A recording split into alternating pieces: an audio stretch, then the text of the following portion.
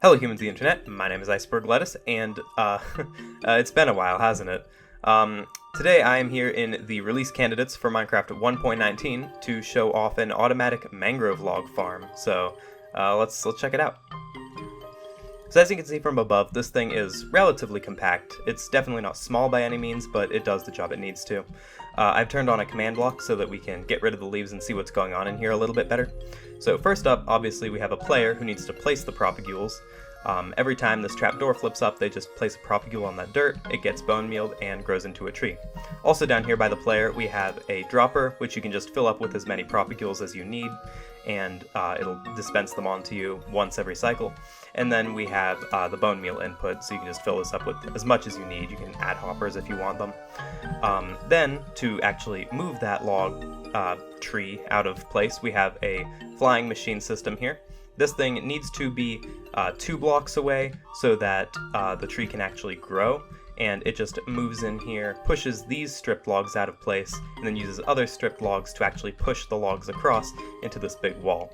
There's a reason that all these stripped logs need to be here, but we'll get into that later. Spoiler alert, it's the beehives.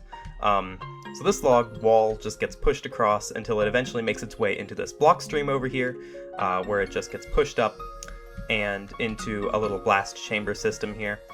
Nothing too complicated, just my TNT duper that I showed off a few months ago. And then everything just gets collected down here. So here we can see some of the rates for the farm.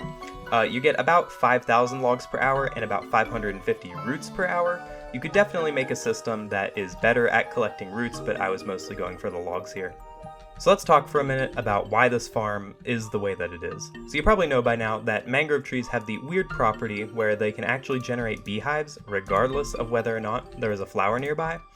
And this is pretty annoying because beehives are not movable and not logs, and only logs and leaves and other such things can be in this 5x5 space in order for a tree to grow here. So we need to stop them from generating. Also, they can actually generate 1 block away from the center of the tree, unlike other trees, because mangrove trees have branches that beehives can generate on.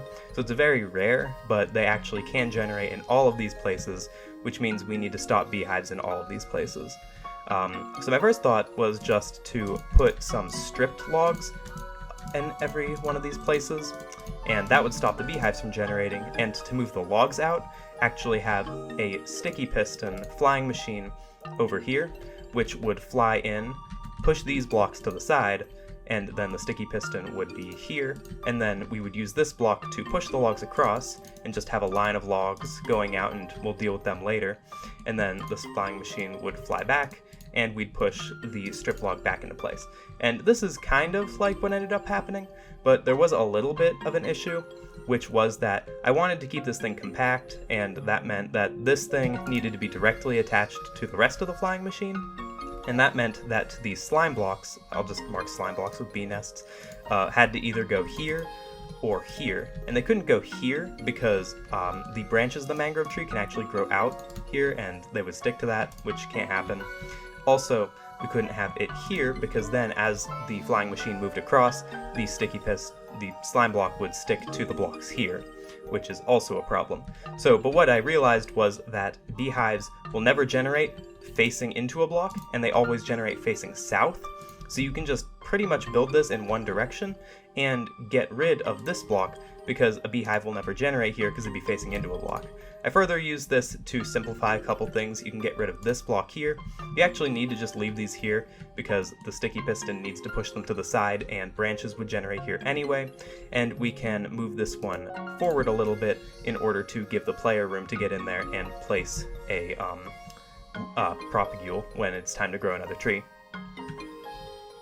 And as you can see from above as the farm runs, that's pretty much what we have going on here. And so the flying machine comes across, pushes the logs out of place, and then these logs gets pushed back into place, and everything is well and happy, and there's no bee nests. So the next biggest problem was what to actually do with this big wall of logs once we got them out of that center column there. And so I ended up wanting to push them into a block stream because I couldn't figure out a good way to deal with the varying heights of these things with a nice, just simple blast chamber.